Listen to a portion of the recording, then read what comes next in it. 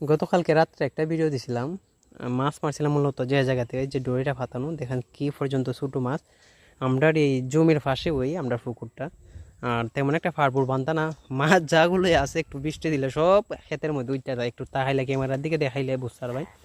ওই যে দেখেন ছোটো মাছ যা আছে এটার ভিতরে সবগুলা ক্ষেতের মধ্যে। তো দেখানোর মাঝে দড়ি ফাতাইছি। তো এখনও যদি তুলি এই দড়ির থেকে কমপক্ষে হইলো 200 থেকে 250 গ্রামের মতো মাছ, ছোটো মাছ ওঠা সম্ভব। আর এখন শীতের সিজন তো মৌসুম, এমনি তো ছোটো মাছ এই শীতের মৌসুমে বিলুপ্ত হওয়ার পথে মধ্যে হাইয়া জায়গাকে আমরা গ্রামের বাসায় যেটা হয়। তো এই কারণে দড়িটা ফাটাইছে কই যা খাওয়া যায় ছোটো মাছগুলা, ফ্রেশ জিনিসগুলা খাইতে অনেকটাই ভালো লাগে আমার কাছে।